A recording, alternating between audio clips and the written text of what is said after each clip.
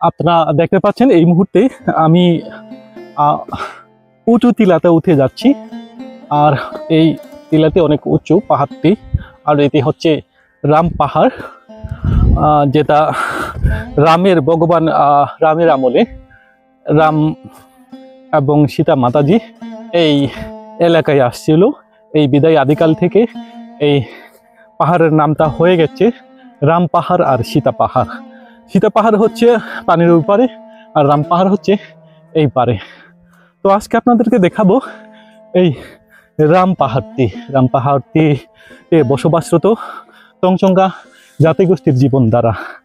আর সাথে আপনারা দেখতে পাবেন এই রাম পাহাড়ের প্রাকৃতিক মনোমুগ্ধকর দৃশ্যগুলো। আর দেখতে পাবেন আরো উঁচু উঁচু পাহাড়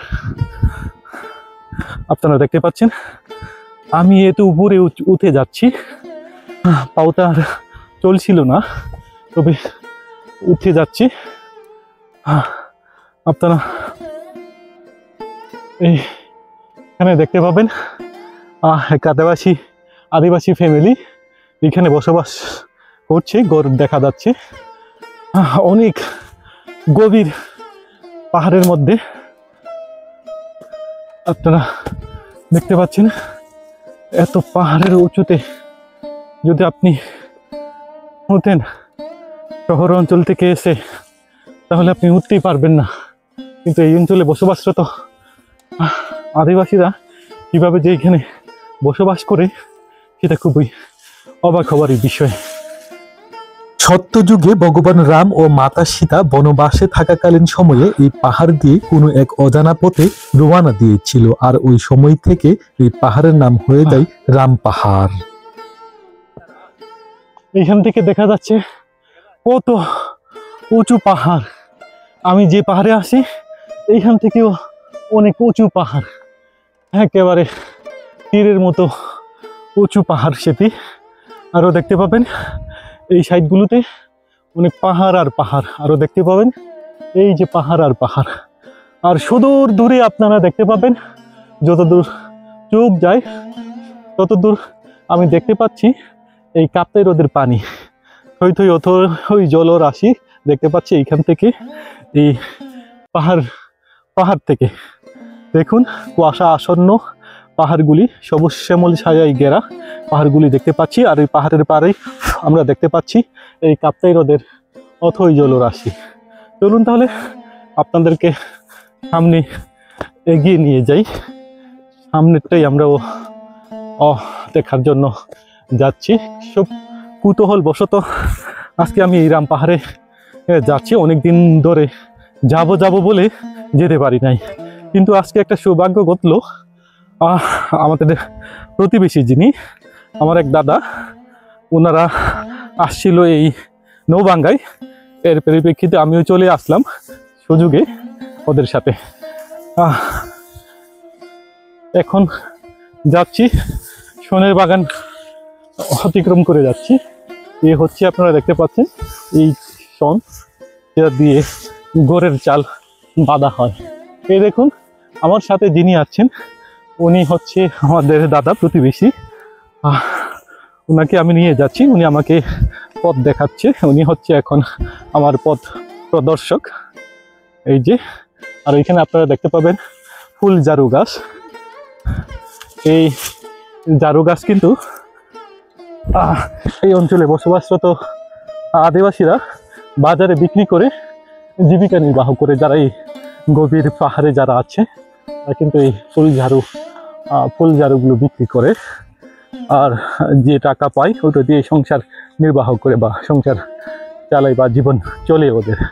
আরও ওরা এইখানে কি করে, এই পাহাড়ের গায়ে পাহাড় কেটে জ্বালিয়ে দিয়ে এইখানে জমির টান লাগায়, আরও লাগায় শাকসবজি, যেটা আমরা শশা বলি, ওরা মারফা বলে, তারপরে আরও সিন্দ্রা বলে ওরা, তরমুজের মতো দেখতে, ওইগুলো ওইখানে লাগায়। ভুট্টা লাগায়, মিষ্টি কুমড়া, চাল কুমড়া ইত্যাদি ধরনের শাকসবজি ওরা সেটা এখানে লাগিয়ে বাজারে নিয়ে বিক্রি করে জীবিকা নির্বাহ করে। দেখুন আরও উঁচুতে উঠছি। আজকে আপনাদেরকে দেখাচ্ছি পাহাড়ের মাউন্টেন এভারেজের মতো হয়তো উঁচু নাও হতে পারে, কিন্তু কোনো মতে কম নয়, অনেক উঁচু। যত দূর যাচ্ছি ততই আরো উঁচু উঁচু টিলা উঠে যাচ্ছি। এখানে নেই কোনো রাস্তা, নেই কোনো বানানো রাস্তা। বৃষ্টির সময় যে কি হবে বা কি যে করে ওরা আসা যাওয়া করে, যেহেতু এইগুলো সব পিচ্ছিল মাটি, বৃষ্টি বা পানি লাগলে এইগুলো অনেক পিচ্ছিল হয়। দেখুন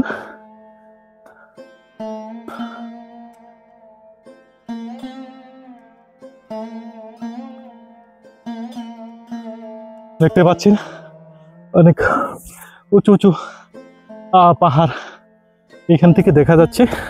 আমি যে পাহাড়ে উঠছি এখান থেকে আরো উঁচু পাহাড় দেখা যাচ্ছে এখান থেকে, মানে কোনোটা থেকে কোনোটা কম নয়। আবার দেখতে পাচ্ছি এখানে শনের বাগান, এই শনগুলা দেখতে পাচ্ছি, এই শনগুলা এখন আমাদেরকে যেতে হচ্ছে। ও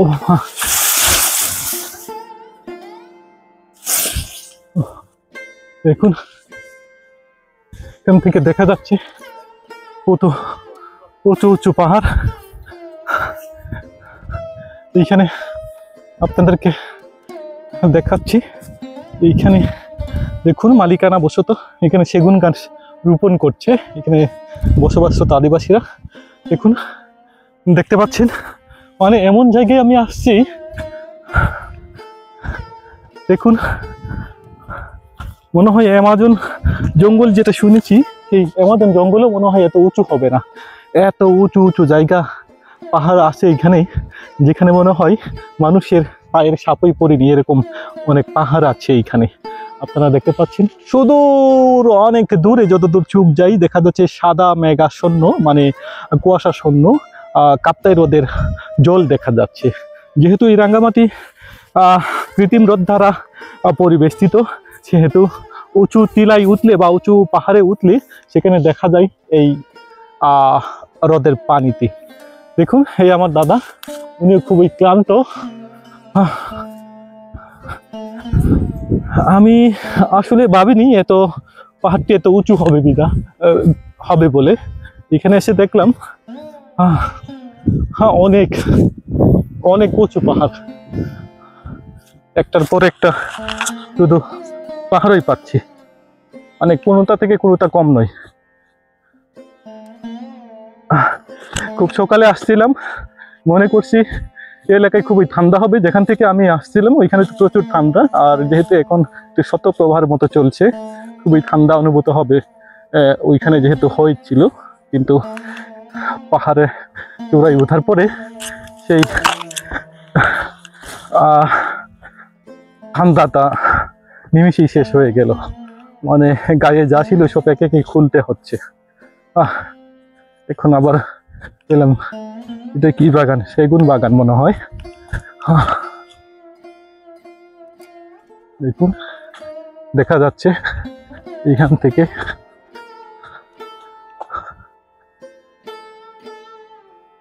আমরা এই প্রতীক্ষিত রাম পাহাড়ে যাচ্ছি। এই পাহাড়ি রাস্তা একে বেঁকে চলছে, আমরাও যাচ্ছি এই পাহাড়ি রাস্তা একে বেঁকে যাওয়া পায়ে হাঁটা রাস্তা অনুকরণ করে, যেহেতু এটার গভীরে তংচঙ্গা জাতি সত্তার মানুষগুলো বসবাস করে, সেহেতু আজকে ওদেরকে নিয়ে ওদের একটা জীবনধারা তুলে ধরবো বলে যাচ্ছিলাম।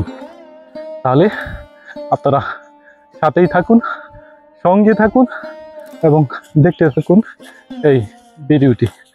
দেখুন শুধু যাচ্ছি, যেহেতু এক ভিডিওতে সবটুকু ধারণ করা তো সেটা পসিবল না, তাই যেখানে সুযোগ বা সুবিধা পাচ্ছি সেইখানেই ভিডিওতে ধারণ করছি। মন তো যেতে চাচ্ছে উড়ে, এক জায়গায় উড়ে যাই সেই কাঙ্ক্ষিত জায়গায়। কিন্তু পারি না, যেতে হতো তো আমাদেরকে পা দিয়ে, পা তো চলছে না, কিন্তু তবুও আমাদেরকে যেতে হচ্ছে সেই কাঙ্ক্ষিত গন্তব্যে। সেটা আজকে দেখেই সারবো। এই মনোবাঞ্ছনা নিয়ে আমি রওনা দিয়েছি সঙ্গী ওই দাদাকে নিয়ে। পাহাড়ের চূড়ায় একটা বাড়ি দেখছি, এই অঞ্চলে বসবাসরত আদিবাসী তঞ্চঙ্গা পাড়া বা তঞ্চঙ্গা গড়, যেটা আপনাদেরকে দেখাবো এখন।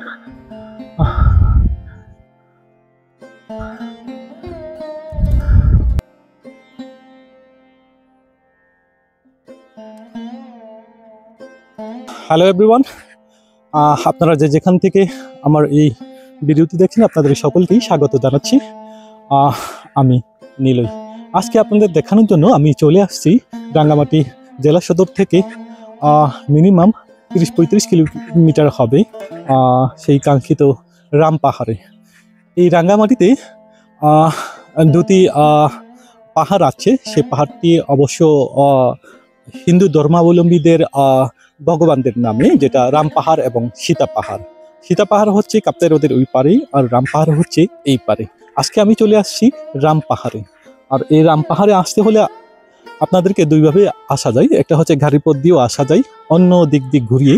আর আমরা আসছি কাপ্তাই হ্রদের পানি জলরাশি মারিয়ে তারপর পায়ে হেঁটে অনেক উঁচু নিচু পাহাড় বেয়ে লাস্টে আধা ঘন্টা পায়ে হাঁটার পরে আমরা চলে আসছি এই কাঙ্ক্ষিত রাম পাহাড়ের জায়গায়। আর এই রাম পাহাড়ে বসবাস করে তঞ্চঙ্গা জাতি সত্তার মানুষগুলো আজকে আপনাদেরকে দেখানোর জন্য আসছি, এই তঞ্চঙ্গা জাতি সত্তার জীবনধারা দেখানোর জন্য।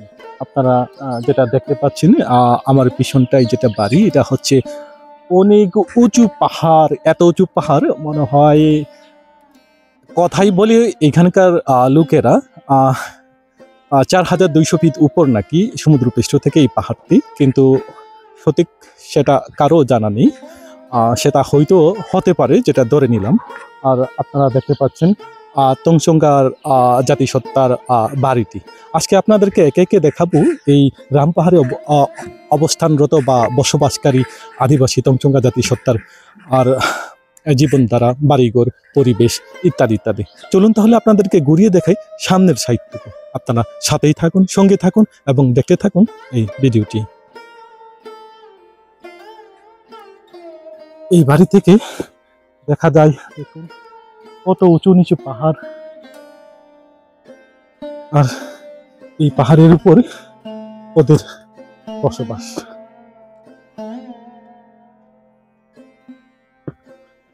দেখতে পাচ্ছেন এখানে একটা মাটির বাড়ি। এত উঁচু পাহাড়, এই পাহাড়ের উপর একটা মাটির ঘর। এইখানে সোনামণি দেখতে পাচ্ছি।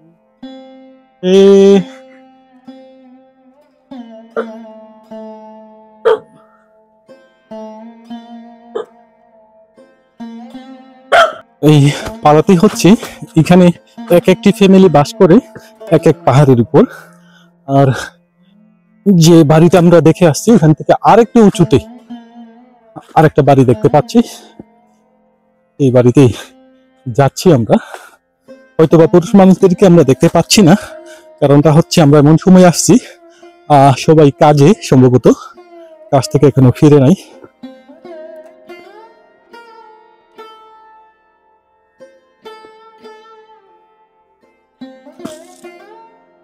এটি হচ্ছে একটা বাড়ি।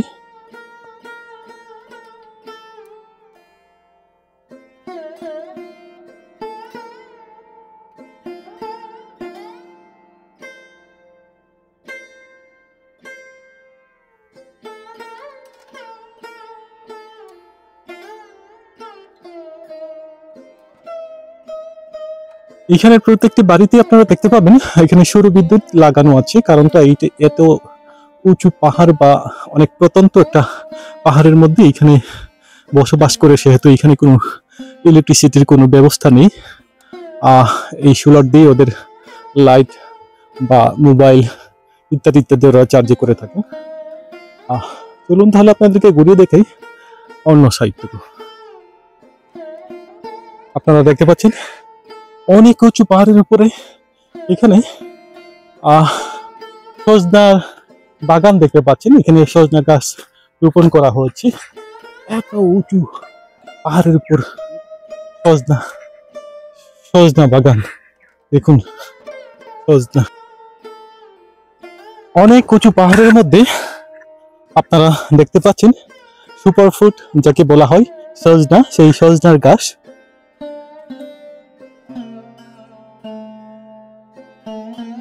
এখানে আপনারা দেখতে পাচ্ছেন নারিকেল গাছ।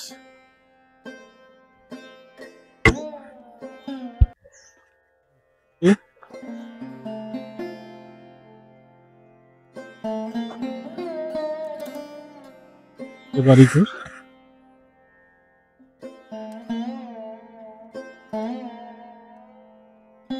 এ হচ্ছে কুমিল্লা কচু, জমি উৎপাদিত, সেটা সংগ্রহ করে রেখেছি, মনে হয় বাজার দিনটা বিক্রি করবে।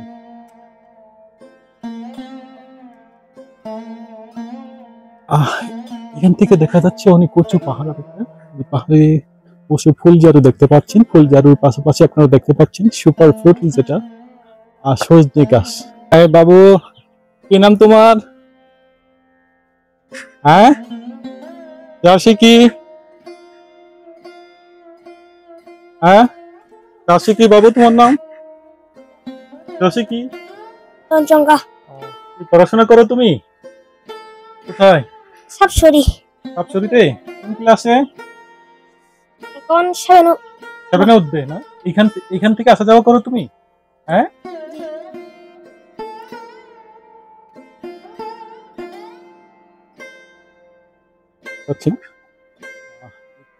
আরেকটা বাড়িতে আসছি।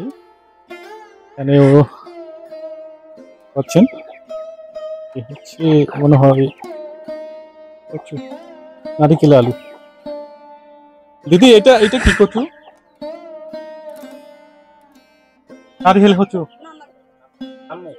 সাম্য কচু। পাড়ায় আছি, এখানে ওই দিদিদেরকে দেখলাম ওরা বসে, এটা নাকি সাম্য কচু। বাংলায় কি বলে সেটা ওরা বলতে পারছি না, মনে হয় কচু আলু বলে। দেখতে কুমিল্লা কচুর থেকে একটু বড়, এটা নাকি সুস্বাদু। এই আলুগুলো কিন্তু পাহাড়ের গায়ে হয়, উঁচু উঁচু পাহাড়ের গায়ে। আরো দেখাচ্ছি এখানে দিদিগুলো কাপড় বুনছে। এই হচ্ছে কাপড়। দিদি এখানে একসাথে কতটা কাপড় হয়, পিনুন হয়? 4টা?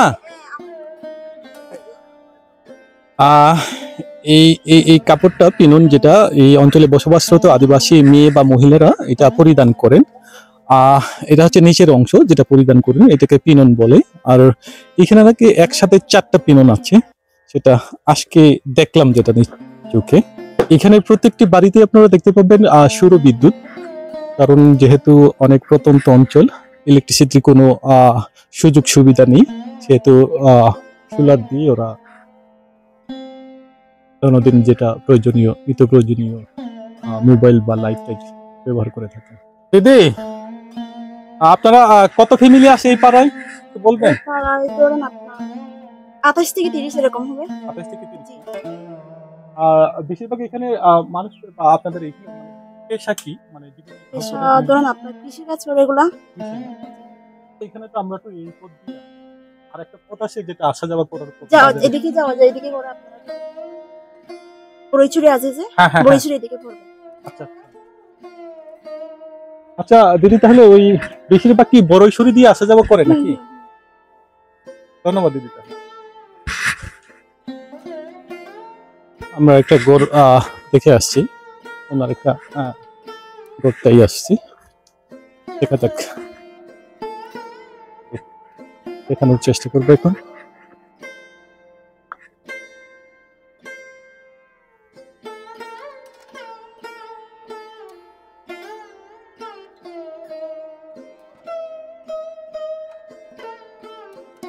এখানে একটা এদিকে দেখতে পাচ্ছি রান্না করছি, আর এই পাহাড় থেকে দেখা যায় আরো নিচে বাড়িঘর আছে, এখানে গোয়ালঘর যেটা দেখতে পাচ্ছি।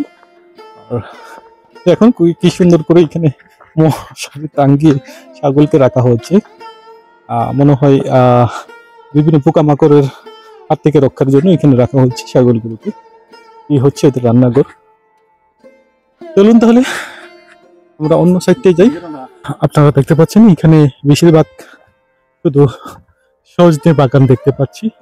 চতুর্দিকে শুধু সজনে আর সজনে, যেদিকে তাকাই শুধু সজনে আর সজনে। এই গ্রাম পাহাড়ে বসবাসরত চংচঙ্কা জাতিসত্তার মানুষদের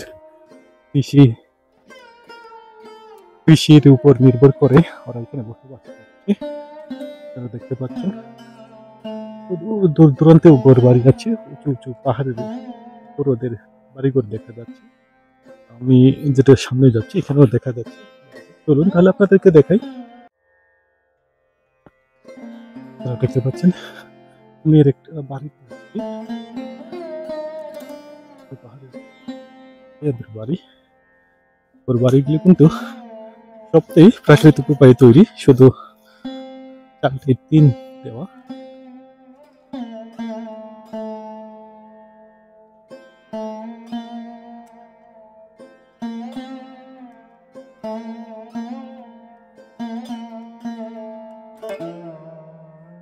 আর একটা বাড়িতেই চলে আসছি, এখানে দেখতে পাচ্ছি এখানে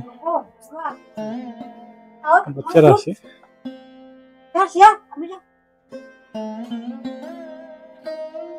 চতুর্দিকে আপনারা দেখতে পাবেন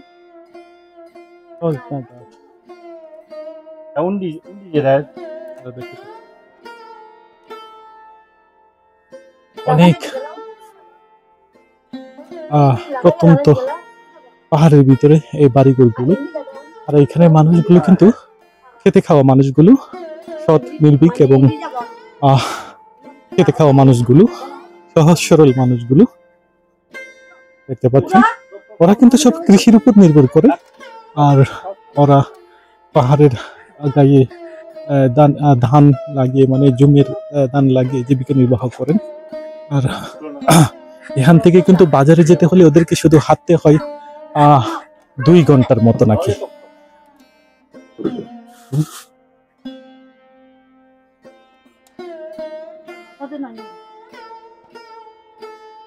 এই হচ্ছে এই বাচ্চারা। কি নাম তোমার? প্রভা। প্রভা কি চংচঙ্গা? আর কি তোমরা পড়ো? কোন ক্লাসে? কোন স্কুল? প্রাথমিক বিদ্যালয় না? এখান থেকে আসা যাওয়া করো না? হ্যাঁ, ওইখানে থাকে এখান থেকে। এর বাড়ি কোন জায়গায় আসে? আর এই বাচ্চাগুলো কিন্তু পড়াশোনা করেন। আপনারা দেখতে পাচ্ছেন এটি হচ্ছে একটা শুকাচ্ছে, এটি হচ্ছে মূলা। আর এখানে দেখতে পাচ্ছেন রেজালা আর কি জানেন, এটা শুকিয়ে এটা যখন পাওয়া যায় না, এই সিজনটা চলে যায়, তখন ওরা এটাকে রান্না করে খাওয়ার জন্য এটা এখানে শুকাচ্ছে ওরা। তাহলে চলুন আপনাদেরকে ঘুরিয়ে দেখাই এই পাড়ার অন্য সাইডটুকু। আপনারা সাথেই থাকুন, সঙ্গে থাকুন এবং দেখতে থাকুন।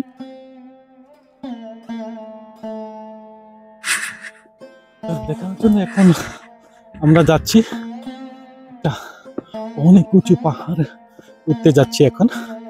অনেক উঁচু পাহাড়, আর এই পাহাড়ের উপরেও বসবাস করে চংচঙ্গা জাতিসত্তার মানুষগুলো। চলুন তাহলে আপনাদেরকে দেখাই। আমার তো পা আর চলছে না, কিন্তু মনটা যে দেখতে চাচ্ছি এখানে চংচঙ্গা জাতিসত্তার সব ঘরবাড়ি, তার পাশ এখন প্রকৃতি জানতে খুবই কৌতূহল আমার জীবন ধারাতে। কিন্তু এখানে কোনো পুরুষজন দেখতে পাচ্ছি না বিদায় কোথাও বলা যাচ্ছে না। আশা রাখছি সামনে তোরটাই দেখতে পাবো। অনেক উঁচু পাহাড়ের উপরে এদের বাড়িঘর।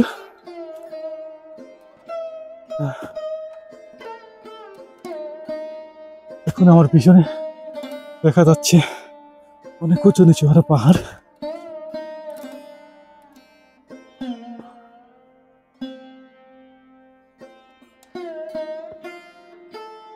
বাড়ি দেখতে পাচ্ছি।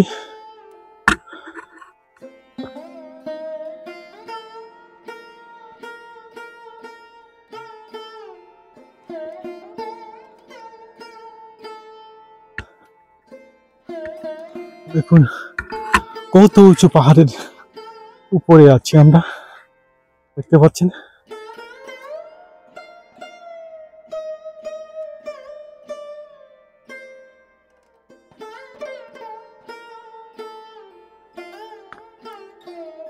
দেখতে পাচ্ছি পাগল।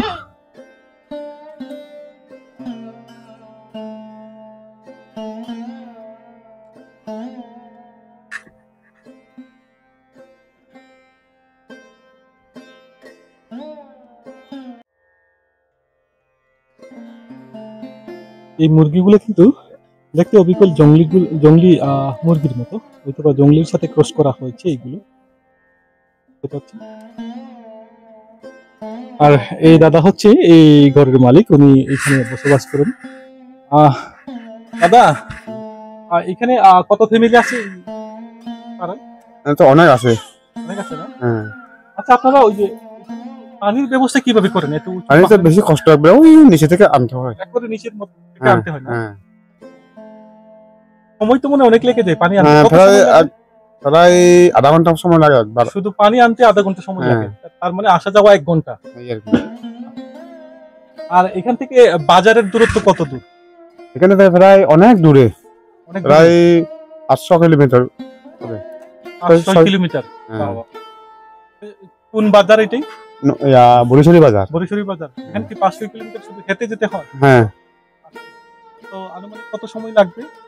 প্রায় 2 ঘন্টা 2.5 ঘন্টা লাগে। 2.5 ঘন্টা লাগে। আপনারা তো বাজারে যান প্রতিদিন নাকি সপ্তাহে একবার? সপ্তাহে একবার। বুধবারে যান? হ্যাঁ, বাজারে বারে। তাহলে এই ফলমূলও নিয়ে যান বিক্রি করার জন্য, ওই হ্যাঁ। সময় বাজার করে নিয়ে আসেন, হ্যাঁ। তাই তো? তো ঠিক আছে দাদা, ভালো থাকবেন অবশ্যই। ঠিক আছে।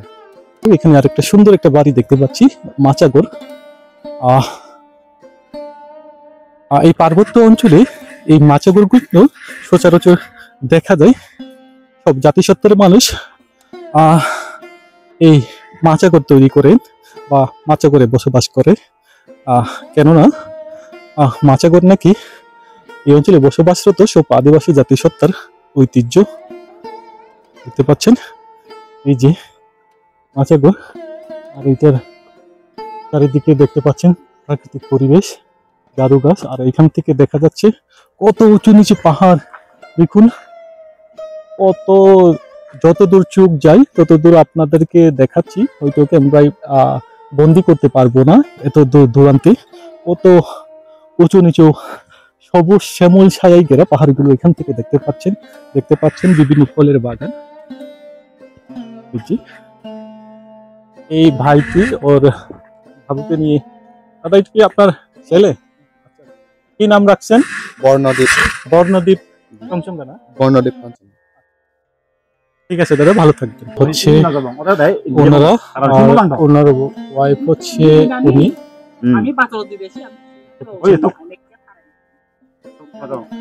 উনি বর্ণনা করছে কিভাবে যেতে হবে এই পাড়াগুলোতে বা এই বাজারগুলোতে।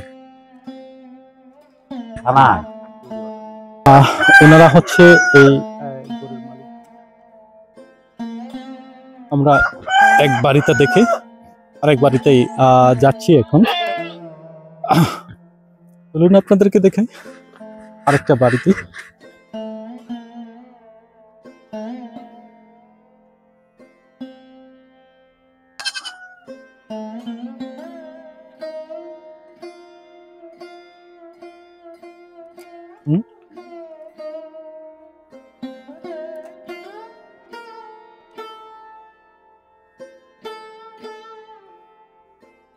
তুমি কি পড়াশোনা করো?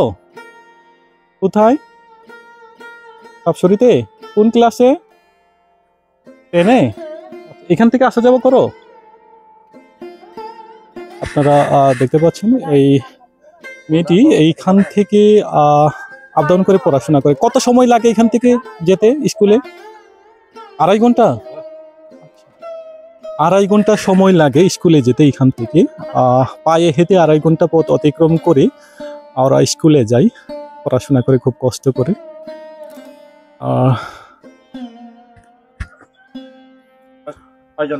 আপনারা দেখতে পাচ্ছেন এই বাড়ির উপর আর একটা বাড়ি আছে পাহাড়ের উপরে।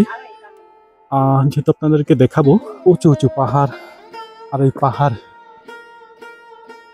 ডিঙ্গিয়ে ওঠানামা করে বিভিন্ন জায়গায় যেতে হয়, প্রয়োজনীয় কাজ করে ফেলতে হয়। কেউ যায় স্কুল কলেজে, কেউ যায় ওদের নিত্য প্রয়োজনীয় দ্রব্যাদি ক্রয়ের জন্য। দেখুন, আপনারা দেখতে পাচ্ছেন হলুদ শুকানো হচ্ছে।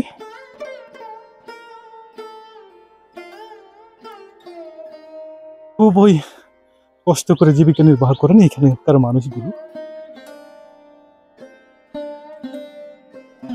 দিদিরা ভালো আছেন? দাদা নাই না?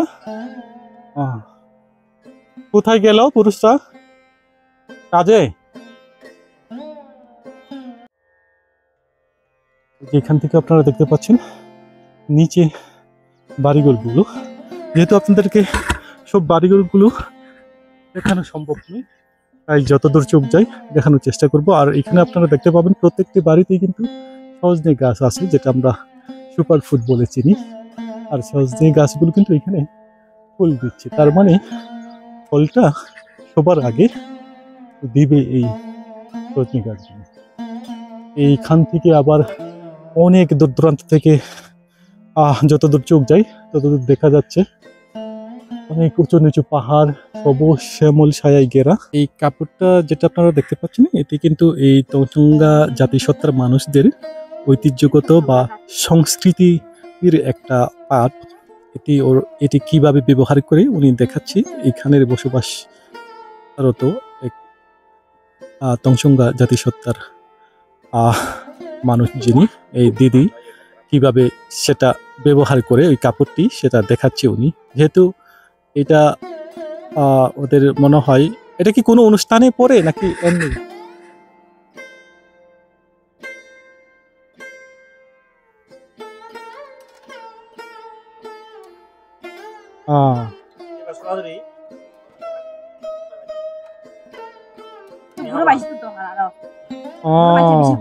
আচ্ছা আচ্ছা আচ্ছা, উনি দেখাচ্ছে কিভাবে ব্যবহার করা হয়।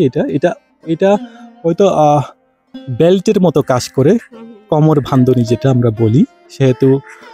যেহেতু এখানে কোনো কৃত্রিম কোনো কিছু ওরা ব্যবহার করে না এই এলাকায় বসবাসরত আদিবাসীরা, সেহেতু নিজেদের হাতে বুনে ওরা ওই কোমর বাঁধনি যেটা আমরা বলি, এই কাপড় দিয়ে ওরা বাঁধে। এই হচ্ছে এই কাপড়। ঠিক আছে দিদি, ধন্যবাদ আপনাকে।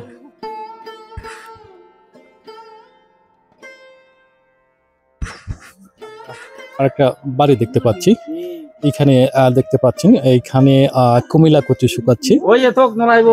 এই হচ্ছে বাবুতি। আর বাড়িঘরগুলো আমরা হাঁটতে হাঁটতে আরেকটা ঘুরে চলে আসছি। এখানে দেখতে পাবেন উপরে সোলার ছিল, দেখতে পাচ্ছেন কোনো মানুষজন নেই অবশ্যই করে মনে হয়।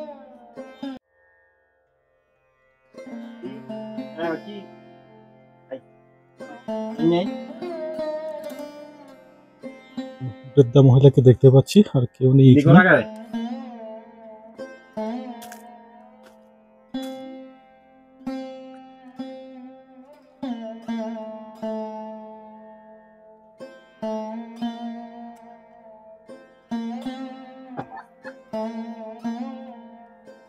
বাবু ভাত খাচ্ছ? আমরা দেখতে পাচ্ছি এক আদিবাসী নারী, তঞ্চঙ্গা জাতিসত্তার মানুষ দিদি, উনি কাপড় বুনছে। এই কাপড়টা কিন্তু বেশ লম্বা। দিদি, কাপড়টা এত লম্বা কেন একটু বলবেন? হ্যাঁ, জামার জন্য মানে কয়টি জামা হবে? এই একটাই? হ্যাঁ, 12টি জামা হবে একসাথে। বাহ, আপনারা দেখতে পাচ্ছেন এই কাপড়টাই নাকি 12টি জামা হবে। এটা হচ্ছে ট্রেডিশনাল একটা ড্রেস হবে তঞ্চঙ্গা জাতিসত্তার। দিদি, এটা কত হাতি? এই যে বুনছেন এটা? হ্যাঁ, 19 হাতি। 19 হাতি কাপড় বুনছেন এই দিদিটা একসাথে। আর এই যেটা কাপড়টা বুনছে এটা কিন্তু মানে ওদের ট্রেডিশনাল কাপড় হবে। এটা শার্ট হবে পরার জন্য। সেটা এখনো শেষ হয়নি, হয় অর্ধেকের কম। এই যে আপনাদেরকে দেখানোর চেষ্টা করবো, এই হচ্ছে ট্রেডিশনাল ড্রেস হবে। এই যে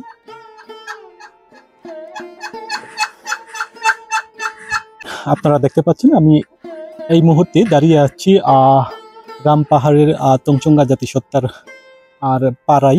আর এই আপনাদেরকে দেখানোর চেষ্টা করেছি এই রামপাহাড়ে অবস্থিত তঞ্চঙ্গা জাতিসত্তার জীবনধারা এবং বাড়িঘর এবং চারপাশ এবং প্রকৃতি।